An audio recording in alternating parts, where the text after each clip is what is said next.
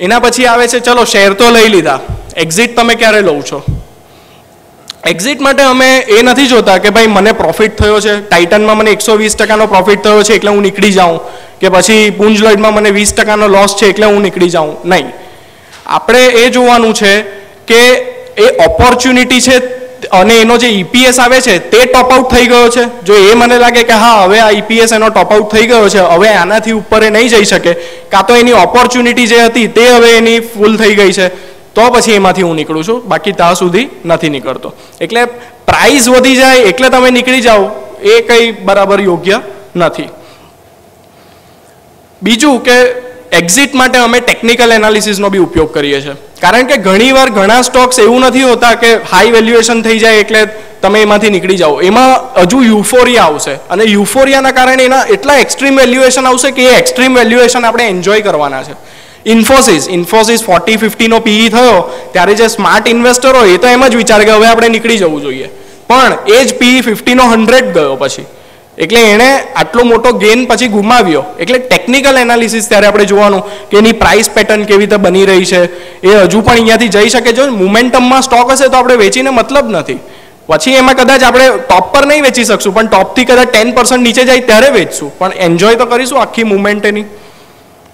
એટલે technical analysis is also important, અને એમાં જાસ્મીન અકબરી અમારે ત્યાં ખૂબ સારું કામગીરી કરે છે, એ મને સારી મદદ કરી શકે છે એમાં. એના પછી આવે છે કન્સિસ્ટન્ટ રિવ્યૂ. કન્સિસ્ટન્ટ રિવ્યૂ પણ બહુ ઇમ્પોર્ટન્ટ છે. એ કેમ? અમે પુંજ લોઇડ લીધેલો હતો પોર્ટફોલિયોમાં, 6%નું વેટેજ હતું, એનું ક્વાર્ટરનું રિઝલ્ટ આવ્યું, ખરાબ આવ્યું. અમને થયું કે આ ક્વાર્ટરનું રિઝલ્ટ ખરાબ છે એટલે એ હજુ પણ કદાચ સ્પીલ ઓવર ઇફેક્ટ એની 2-3 ક્વાર્ટર સુધી આવી શકે છે, એટલે અમે 6% પરથી 2% પર કરી દીધું. હજુ બી હોપ હતો કે કદાચ કઈ કંપની કરે ને બચી જઈએ, પણ 2% કર્યું. એનો ભાવ હતો 280 નો થઈ ગયો 240. અમે 240 પર અમુક એક્ઝિટ લીધું. પછી પાછું બીજું ક્વાર્ટરનું રિઝલ્ટ આવ્યું અને 240 પરથી 180 પર આવી ગયો ભાવ, રિઝલ્ટ ખરાબ આવ્યું. અમે 180 પર કમ્પ્લીટ એક્ઝિટ લઈ લીધું, અને આજે આપણે બધા જાણીએ છીએ 180 નો એ ભાવ 120-130 નો થઈ ગયો છે. એટલે તમે કન્સિસ્ટન્ટ રિવ્યૂ કરશો તો તમે નીકળી શકશો કોઈ પણ શેરમાંથી. એ જ રીતે અમે ટાઇટનના રિઝલ્ટ કન્ટિન્યુઅસ જોયા કરીએ છીએ, લુપિનના રિઝલ્ટ કન્ટિન્યુઅસ જોયા કરીએ છીએ, અને એના કારણે અમે એને હોલ્ડ જ કર્યો છે, કારણ કે રિઝલ્ટ કન્સિસ્ટન્ટલી સારા આવ્યા કરે છે, તો પછી વાય ટુ એક્ઝિટ, એટલે અમે એક્ઝિટ નથી લીધું. એટલે અમે આ મોટોમાં બિલીવ કરીએ છીએ કે don't fall in love with stocks, keep it for your wife or girlfriend. હવે એક ઇન્ટરેસ્ટિંગ વસ્તુ તમને બતાવું, the great Indian consumption story. આ સ્ટોરી હજુ પણ આપણે બધા સર્કમસ્પેક્ટ છે, આપણને બધાને આઈડિયા નથી કે ઇન્ડિયામાં કેટલું કન્ઝમ્પશન થઈ રહ્યું છે, અને એનો હું તમને થોડા ચાર્ટ્સ ને બતાવીશ. આ હીરો હોન્ડાનું આ પ્રોફિટ્સ છે, આ સેન્સેક્સની સામેનું રિટર્ન છે. આ થોડો પ્રોફેશનલ વ્યૂ છે, હું તમને લેમેન ચાર્ટ બતાવું. છેલ્લા 5 વર્ષનો ચાર્ટ છે. Hero Honda was at 500 rupees, 5 વર્ષ પછી એનો ભાવ છે 2000 રૂપિયા. 5 વર્ષમાં 4 ગણા પૈસા થયા. એના પ્રોફિટ્સ તમે જોવો, 971, પછી આ એક સ્લેક આવ્યું, પછી પાછો વધ્યો 967, 1281, અને લાસ્ટ યર જો 2232. આ આપણી કન્ઝમ્પશન સ્ટોરી. સેલ્સ તમે જો, સેલ્સ કેવું વધ્યું, 8000 કરોડ પરથી 15000 કરોડ. એક્ઝેક્ટલી. હીરો હોન્ડા વધારે બાઇક્સ આજે રૂરલ ઇન્ડિયામાં વેચી રહ્યું છે. Same way Hitachi mainly in air conditioner. આમાં બી તમે જોશો 15 કરોડ, 19 કરોડ, 42 કરોડ. ગયા વર્ષે આપણો જે પેલું અનપ્રેસિડેન્ટેડ ફોલ આવ્યો હતો અને એના કારણે એ લોકોને પણ માર પડ્યો હતો, પણ પાછું એ લોકોએ કમબેક કર્યું. હવે આ 2 વર્ષની આપણે વાત કરીએ તો આ શેર તમને મળતો હતો 25 રૂપિયામાં. 25 રૂપિયાથી 1.5 વર્ષમાંનો ભાવ છે 340 રૂપિયા. સીધો રિટર્ન, કેટલું રિટર્ન મળ્યું 1.5 વર્ષમાં. Consumption story. ટાઇટન તમે સેલ્સ જો છેલ્લા 5 વર્ષનું 1440 થી 4675. પ્રોફિટ જો 74 કરોડથી 250 કરોડ. Q1 નું રિઝલ્ટ પણ એક્સિલન્ટ આવ્યું છે, 80 કરોડનો પ્રોફિટ આવ્યો છે. ચાર્ટ જોઈએ આપણે. 5 વર્ષ પહેલા એનો ભાવ હતો 200 રૂપિયા.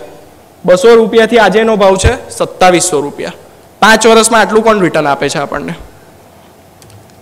VIP, dominating player in luggage industry, 60% market share. આનું તમે જોશો તો છેલ્લા 4 વર્ષ એટલે 50 કરોડને કાઢી નાખીએ તો એ પહેલાના 4 વર્ષમાં એક રેન્જમાં હતો, એ 8 કરોડ, 14 કરોડ, 20 કરોડ, 9 કરોડ, અને FY10માં 50 કરોડનો પ્રોફિટ આવ્યો, સડન જમ્પ. એનો ભાવ હતો 30 રૂપિયા 1.5 વર્ષ પહેલાં. આજે એનો ભાવ છે 360 રૂપિયા, સીધો રિટર્ન. હવે આજ ફર્સ્ટ ક્વાર્ટરનું એનું રિઝલ્ટ આવ્યું, એમાં એનો પ્રોફિટ છે 32 કરોડનો. અમારું એક્સપેક્ટેશન છે કે 75 થી 80 કરોડનો એનો આ વર્ષનો પ્રોફિટ આવી શકે છે. હોકિન્સ કુકર આપણે બધાએ નામ સાંભળ્યું છે. આની કન્ઝમ્પશન સ્ટોરી જોઈએ. 136 કરોડથી સેલ્સ વધીને 287 કરોડ, પણ નેટ પ્રોફિટ તમે જો 4 કરોડથી 37 કરોડ. એનો ભાવ હતો 50 રૂપિયા. 1.5 વર્ષ પહેલા એનો ભાવ હતો 150 રૂપિયા. 150 રૂપિયાનો આજે એનો ભાવ છે 1200 રૂપિયા. Consumption story. OMCs અત્યારે જ ડીકન્ટ્રોલ થયું પેટ્રોલનું, ડીઝલનું કહે છે કે 2 થી 3 મહિનામાં થશે. OMCમાં તમને એક ચાર્ટ પેટર્ન બતાવું. આ 10 વર્ષની ચાર્ટ પેટર્ન છે. 10 વર્ષમાં આ શેર વધ્યો જ નથી, રેન્જમાં પડી રહ્યો છે. એક સ્પ્રિંગ હતી, સ્પ્રિંગ દબાઈ રહેલી હતી, અને હવે આ સ્પ્રિંગ છૂટી છે.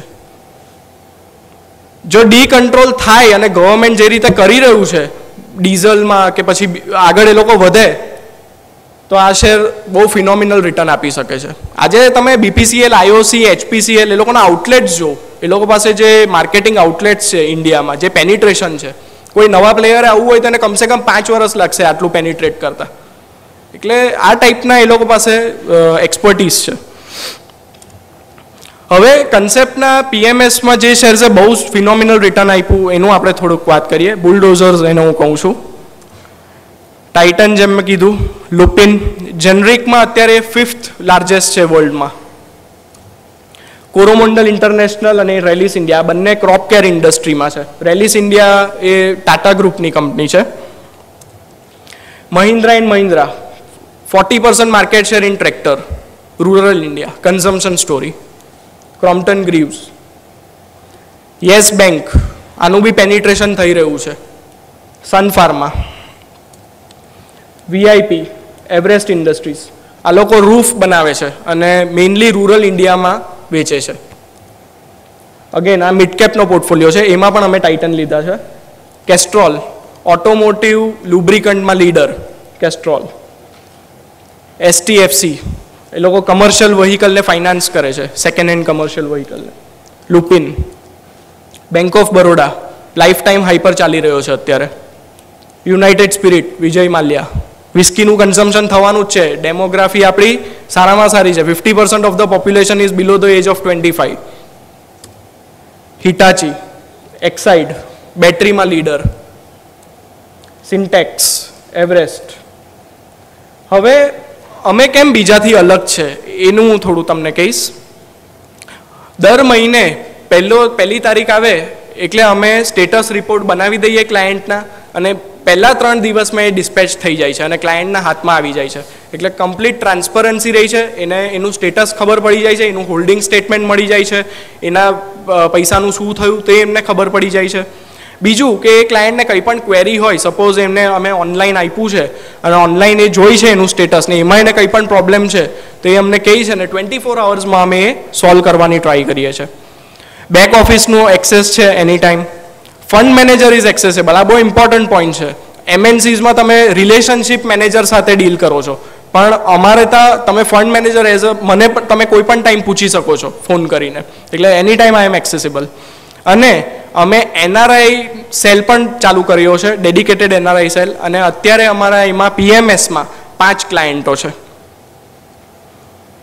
NRI એના માટે હું કહું છું કે NRIના શેર્સ થોડા અલગ આવે છે. For example state bank of India અમારામાં છે પોર્ટફોલિયોમાં, પણ એ અમે NRIમાં નથી લઈ શકતા કારણ કે NRIમાં એની લિમિટ ફૂલ થઈ ગઈ છે, FIIની લિમિટ, અને એના કારણે અમે એની બદલે કરૂર વૈશ્યા બેંક કે પછી એક્સિસ બેંક એ બધા શેર્સ લઈએ છીએ.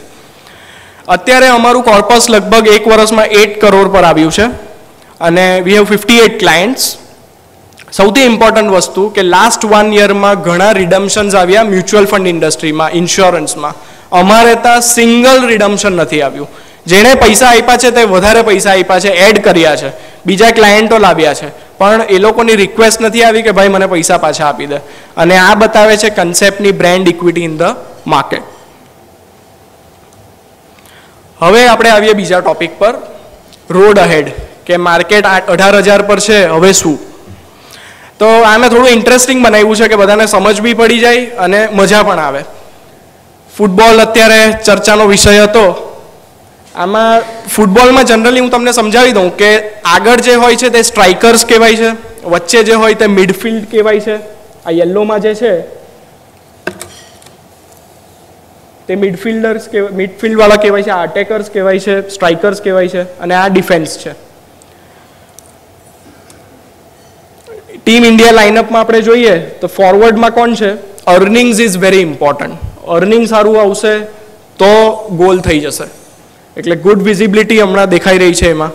Second is reforms, government reforms કરી રહ્યા છે, ઓઇલ ડિરેગ્યુલેશન થયું, એમાં ગેધરિંગ મોમેન્ટમ. ફંડ ફ્લોઝ આવી રહ્યા છે, બોથ એફઆઈઆઈ, ઇન્સ્યોરન્સ અને એલઆઈસી થોડુંક અત્યારે સાઇડવેઝ થઈ ગયા છે, પણ એફઆઈઆઈનો ફ્લો ઇમ્પ્રૂવ થઈ રહ્યો છે. મિડફિલ્ડમાં જોઈએ તો interest rate is very important.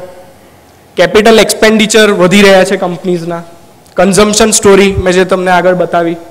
Pay outs, dividend કંપનીઓ વધારે આપવા માંડી છે. ડિફેન્સમાં જોઈએ તો મોન્સૂન, જૂનમાં થોડું ડેફિસિટ હતી પણ જુલાઈથી સારું આવી ગયું છે. કોર્પોરેટ ઇવેન્ટ્સ એ હવે જોવાનું રહ્યું કે આપણી કંપનીઓ બહારની કંપનીને એક્વાયર કરે છે, શું કરે છે. ગ્લોબલ માર્કેટ્સ, આ એક થોડો પ્રોબ્લેમેટિક ઇસ્યુ છે. અને વેલ્યુએશન્સ, આ બધાને આપણે ચાર્ટ વાઇઝ સમજીએ. અર્નિંગ્સ વિઝિબિલિટી, આ 93 ફાઇનાન્શિયલ યર 1993 થી અત્યાર સુધીનો મેં આખો આ EPS આપણો લીધો છે.